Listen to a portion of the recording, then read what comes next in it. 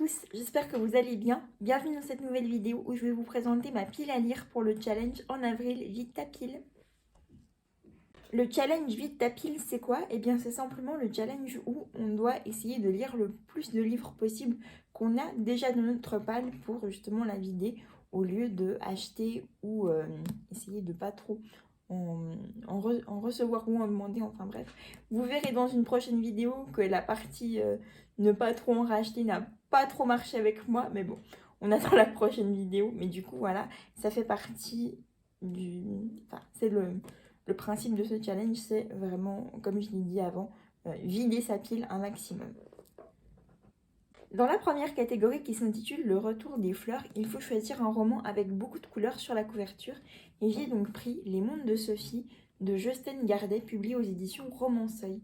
Je me réjouis de voir un peu ce que ça va donner. C'est mon premier livre de philosophie, donc je vous en reparlerai un petit peu plus en point lecture.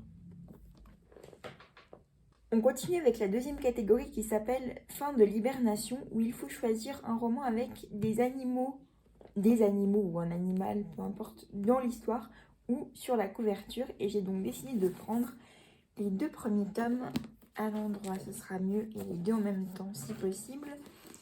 Les deux premiers tomes de la trilogie SOS Créatures Fantastiques, écrits par Toy et Carrie Sutherland, publiés aux éditions Gallimard Jeunesse, dont je vous ai déjà parlé en book haul ou en point lecture.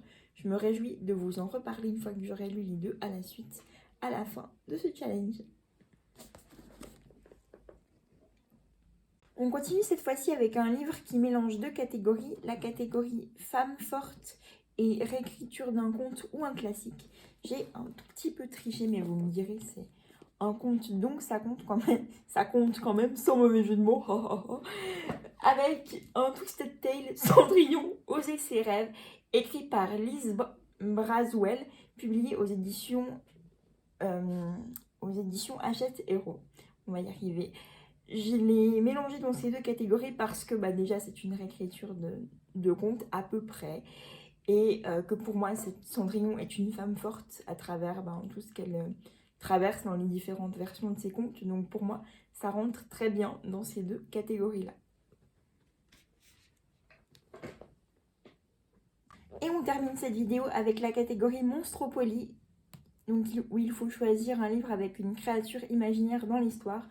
J'ai donc pris les deux premiers tomes de Library Jumpers, celui-ci, la voleuse, j'arrive jamais, je confonds toujours entre la gardienne et la voleuse de secrets de Brenda Drake, publié chez Lumen, et le tome 2, cette fois-ci qui s'appelle vraiment La gardienne des mensonges, toujours de Brenda Drake, publié chez Pocket Jeunesse.